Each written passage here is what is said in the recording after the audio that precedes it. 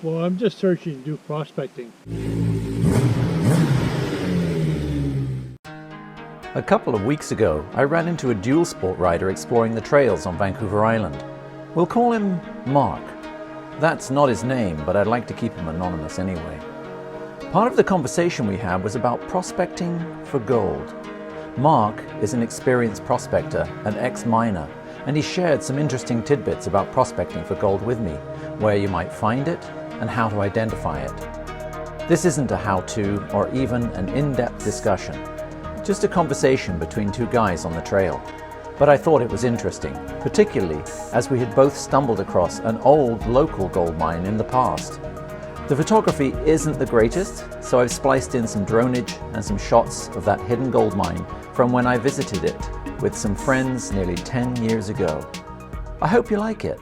Well, I'm just searching to do prospecting. Oh, cool. I worked in the mines for 25 years. Yeah.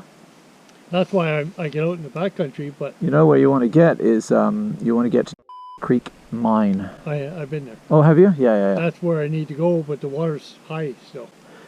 Oh, right. Well, you can get there from here. You go up once the snow's melted. You go up over Moriarty Pass there.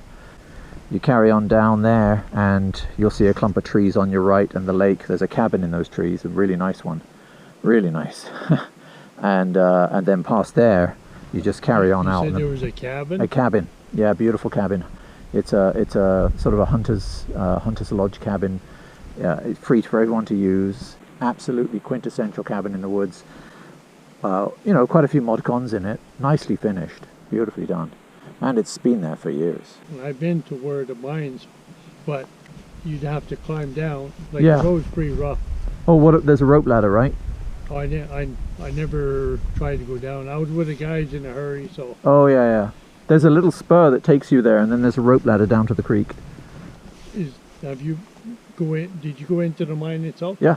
Yeah. Yeah, right in. How far does it drift in?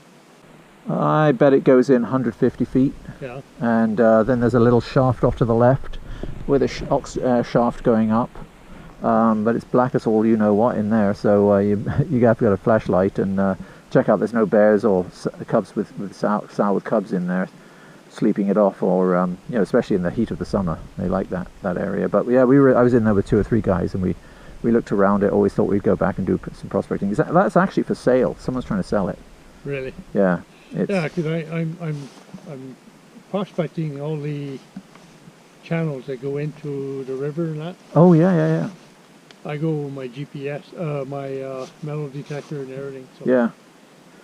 Yeah. There was there was a claim up around Nanaimo Nanoose years and years ago, which I've sometimes taken my little pan out and given it a go. I'm not much cop at it, and the last time I went, I brilliantly went without my glasses. So I'm looking at all this stuff thinking, is that sand or is that gold? It's probably sand. So I had to collect it all, take it home, get my glasses on and say, no, that's crap. Yeah, you'll see a lot of pyrite. Yeah. Little flakes. Yeah.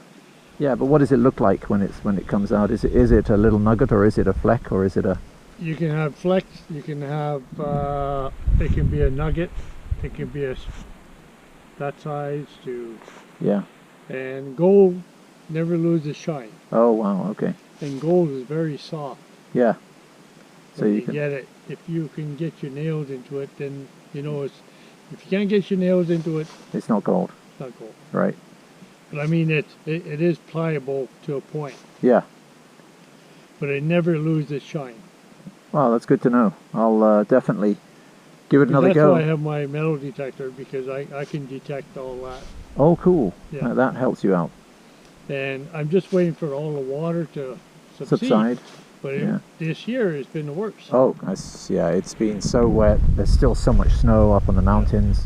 Yeah, and I also can detect in the water, as long as I don't put the head in the water. Yeah.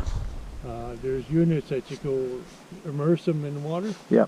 But by that time you have to try to get down there with a massive snorkel and... Yeah. So I wait till all the river calms down, and then I go up the rivers. So do you go the inside of the curve or the outside of the curve? You gotta see where the water runs. Yeah. And sometimes you gotta pan in the bank. Yep.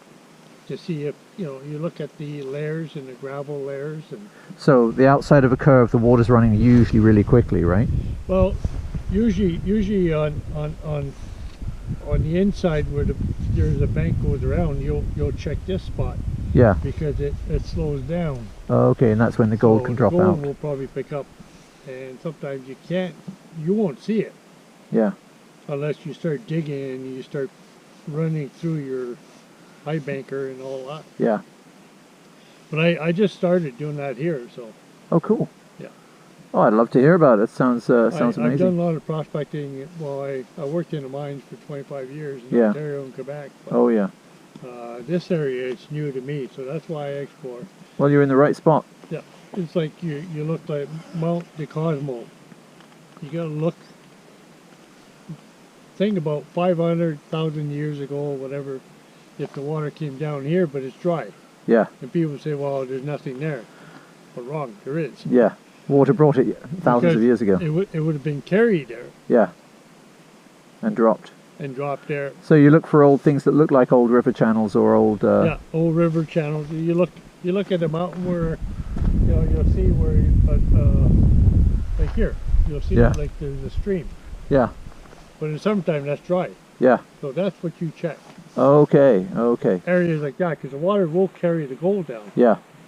I found a couple areas behind Ladysmith, but I keep it to myself. Yeah. No, I won't prize that out of you. But, oh, that's very interesting. Anyway, I wish you good luck. I hope you enjoyed that chat on the trails with a prospecting ADV rider. I found Mark's knowledge on gold mining fascinating, and it's given me yet another reason to get on the Husaberg with my pan and start exploring the various creeks and streams that dry up in the summer months for a few flakes. Hey, with the price of black gold these days, a couple of ounces of the real stuff might be enough to justify some longer trips. Once again, thanks for watching everyone. If this is the first time you've watched, please consider subscribing. I do product reviews, motorcycle reviews, off-road and on-road vlogs, as well as tours. Don't forget to follow me on social media, that's Instagram, Facebook and Twitter, and to like, and especially, I'm begging you here folks, subscribe. This is the BlueMarbleRider, out.